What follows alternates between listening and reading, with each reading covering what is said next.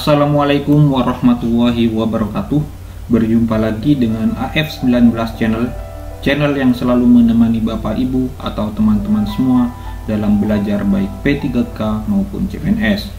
Jangan lupa subscribe, like, share, dan selalu support channel ini agar saya semakin bersemangat untuk memberikan soal-soal P3K maupun CPNS. Jika Bapak Ibu mau request, silahkan tulis di kolom komentar. Nanti akan saya buatkan dan akan saya bahas di channel ini. Baik, langsung saja ke pembahasan soal nomor 1. Anda merupakan seorang guru baru yang bertugas membantu bendahara sekolah dalam proses pembuatan laporan pertanggungjawaban bantuan operasional sekolah. Saat itu Anda ditugaskan untuk membantu bendahara yang akan melaksanakan pembuatan LPJ dana BOS. Namun, Anda mengetahui bahwa bendahara tersebut dalam membuat laporan pembelajaran fiktif. Tindakan Anda: A. Melaporkan kepada kepala sekolah bahwa bendahara tersebut membuat laporan pembelajaran fiktif. B. Menegur bendahara tersebut. C. Membiarkannya saja karena bukan urusan saya. D. Melanjutkan membantu bendahara sambil membenari LPJ. E. Membantu sambil menyindir imbalan sebagai pelepas lelah. Jadi posisi Anda pada soal ini yaitu sebagai seorang guru baru yang harus profesional dan berdedikasi dalam membantu tugas bendahara. Namun di sisi lain, posisi Anda sebagai pembantu bendahara, Anda juga bertanggung jawab kepada kepala sekolah yang telah memberikan Anda tugas tersebut. Jadi jawaban yang paling tepat adalah A. Melaporkan kepada kepala sekolah bahwa bendahara tersebut membuat laporan pembelajaran fiktif. Soal selanjutnya, pandangan Anda tentang keterlibatan masyarakat dalam penyelenggaraan pendidikan di sekolah adalah A. Masyarakat merupakan partner sekolah dalam memajukan pendidikan peserta didik, sehingga perlu diikutkan dalam perencanaan sekolah. Yang B. Masyarakat sebaiknya tidak terlibat dalam urusan pendidikan di sekolah. C. Masyarakat berupaya memajukan pendidikan di sekolah dengan dibuatkan kantor pelayanan di sekolah. D. Masyarakat memiliki potensi-potensi yang dapat dikolaborasikan dengan kegiatan sekolah sesuai prosedur dan aturan yang berlaku. E. Masyarakat di sekolah perlu bekerja sama dengan membuat kontrak kesepakatan yang nyata dalam dokumen yang dapat dipertanggungjawabkan. Jadi masyarakat memiliki potensi-potensi yang dapat dikolaborasikan dengan kegiatan sekolah mengingat bahwa sekolah berfungsi sebagai lembaga yang melayani anggota-anggota masyarakat dalam bidang pendidikan. Jadi jawaban yang paling tepat adalah D. Masyarakat memiliki potensi-potensi yang dapat dikolaborasikan dengan kegiatan sekolah sesuai prosedur dan aturan yang berlaku. Soal selanjutnya. Sudah seminggu sampah di depan rumah Anda tidak diambil oleh petugas pengambil sampah karena mobil pengangkut sampah rusak. Beberapa warga di sekitar Anda tidak sabar, lalu mewadahi sampahnya pada wadah plastik, kemudian dibuangnya sampah dalam bungkusan plastik itu satu demi satu ke sungai yang ada di antara kampung. Hal apa yang Anda lakukan sebagai guru? A. Mengingatkan warga agar tidak membuang sampah ke sungai karena akan menimbulkan banjir. B. Membantu memasukkan sampah-sampah tersebut bersama warga ke kantong plastik. C. Menyewa mobil yang dapat mengangkut sampah untuk mengangkut sampah yang menumpuk. D. Menyurati pihak terkait mengenai permasalahan yang sedang terjadi. E. Membicarakan persoalan tersebut dengan ketua RT dan tokoh masyarakat untuk mencari solusinya. Jadi kasus pada soal di atas berkaitan dengan kepentingan orang banyak sehingga tidak bisa diputuskan sendiri dan harus didiskusikan dengan pihak terkait seperti ketua RT atau tokoh masyarakat setempat. Jadi jawaban yang paling tepat adalah E. Membicarakan persoalan tersebut dengan ketua RT dan tokoh masyarakat untuk mencari solusinya. Soal selanjutnya. Suatu ketika, hasil pekerjaan yang sudah Anda kerjakan dengan susah payah dikritik tajam oleh kepala sekolah. Menghadapi kritikan tersebut, pernyataan paling mendekati reaksi Anda adalah A. Menahan diri, mencermati kritikan tersebut untuk melakukan perbaikan. B. Tidak membalas kritikan tersebut dan juga tidak melakukan perbaikan karena tidak ada gunanya. C. Tetap mempertahankan hasil pekerjaan saya dan berargumentasi dengan kepala sekolah. Yang D. menerima dan menunggu waktu yang tepat untuk membalas kritikan tersebut. Dan E, menjadikan kritikan sebagai motivasi dengan tetap pada pendirian bahwa hasil kerja kita sudah maksimal. Jadi, dalam menghadapi sebuah kritikan, alangkah baiknya untuk mencermati kritikan tersebut. Karena dengan mencermati kita dapat mengetahui kritikan tersebut benar atau tidak, sehingga kita dapat melakukan perbaikan. Jadi jawaban yang paling tepat adalah A. Menahan diri, mencermati kritikan tersebut untuk melakukan perbaikan. Soal selanjutnya. Di sekolah tempat Anda bekerja, masih sering dijumpai beberapa siswa yang merokok di kamar mandi. Padahal, sekolah sudah memberikan tulisan peringatan serta aturan untuk tidak merokok dan tidak membawa rokok ke dalam area sekolah.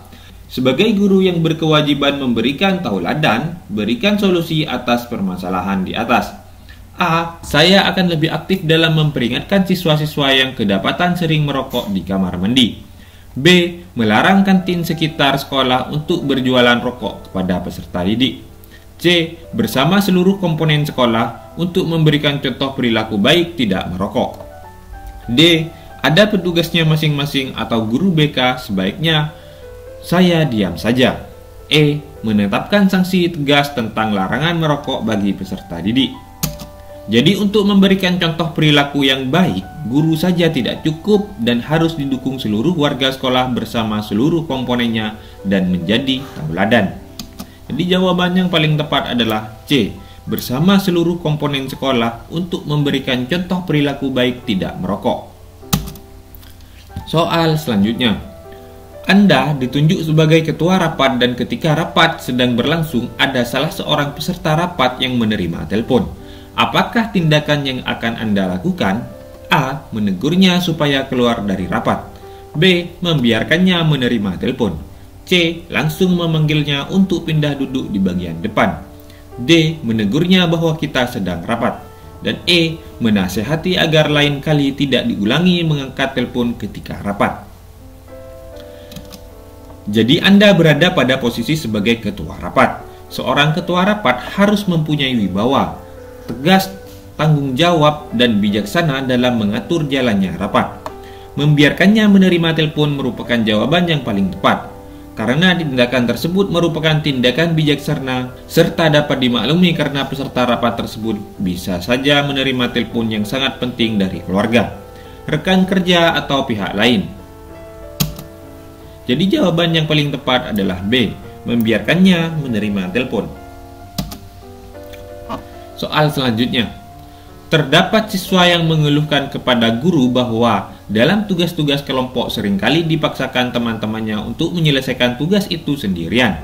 Hal ini karena siswa tersebut selain pandai juga anak seorang berada, sehingga kebutuhan-kebutuhan dalam mengerjakan tugas mudah dipenuhi.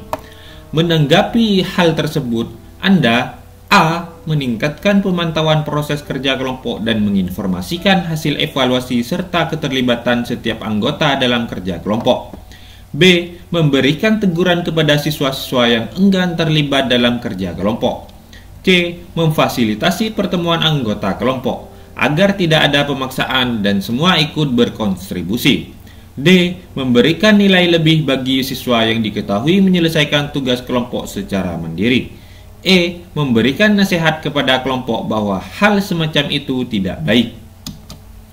Jadi, sebagai seorang guru tidak hanya sekedar memantau, tapi juga melakukan dan menginformasikan hasil evaluasi pembelajarannya. Jadi, jawaban yang paling tepat adalah A.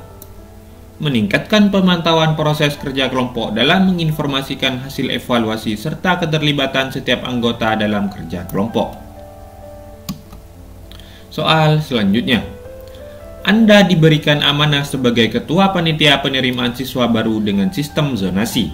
Daya tampung sekolah Anda 120 siswa. Kebetulan calon siswa urutan ke-120 ada 2 calon siswa yang skornya sama. Salah satunya adalah keponakan kepala sekolahmu, tetapi pada saat pendaftarannya kalah dulu dengan siswa yang bukan keponakan kepala sekolah. Hal apa yang akan Anda lakukan? A. Membahas dalam rapat panitia agar keputusan yang diambil lebih objektif dan dapat dipertanggungjawabkan. B. Menerima keponakan kepala sekolah meskipun mendaftarnya lebih dulu calon siswa lainnya. C. Meminta petunjuk kepada kepala sekolah. Dan E. Menerima siswa lainnya karena mendaftar lebih dulu untuk menjaga objektivitas. E. Menerima keponakan kepala sekolah dan juga siswa lain yang memiliki skor sama agar lebih adil. Jadi segala sesuatu yang menyangkut orang banyak atau suatu organisasi, maka semua keputusan harus diambil melalui kesepakatan rapat. Jadi jawaban yang paling tepat adalah A. Membahas dalam rapat panitia agar keputusan yang diambil lebih objektif dan dapat dipertanggungjawabkan. Soal selanjutnya.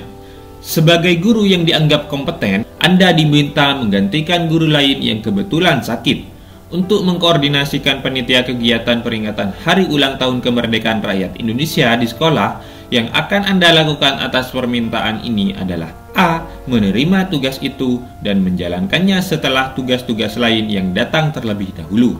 B. Selalu siap menerima tugas dengan tetap disesuaikan honor dalam kegiatan kepanitiaan. C. Mengkoordinasikan dan bersinergi dengan pihak-pihak yang terlibatkan dalam kepanitiaan. D. Melaksanakan tugas tersebut sesuai kemampuan diri sendiri.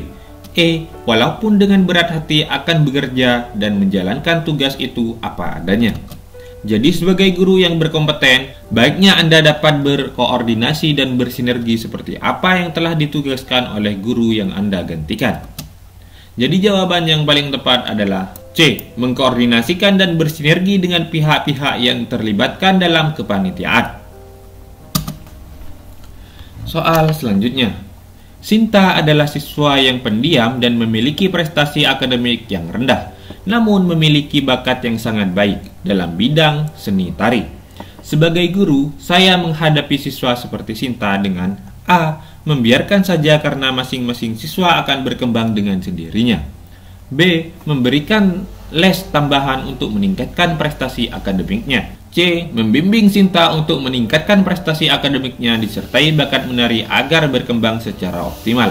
D. Mendaftarkan Sinta pada suatu privat bidang akademik dan harus mengikuti kegiatan privat tersebut agar prestasi akademik dapat meningkat. E. Memberikan PR yang lebih banyak dari yang lain untuk meningkatkan prestasi akademik. Jadi prestasi akademik dan non-akademik harus berjalan beriringan. Jadi di samping kita memfasilitasi dan mendukung bakatnya, kita juga harus membimbing bagian akademiknya. Jadi jawaban yang paling tepat adalah C. Membimbing Sinta untuk meningkatkan prestasi akademiknya disertai bakat menari agar berkembang secara optimal. Terima kasih telah menonton video ini sampai dengan selesai. Semoga Bapak Ibu lolos dan diterima P3K tahun ini. Semoga video ini bermanfaat. Wassalamualaikum warahmatullahi wabarakatuh. Here we go.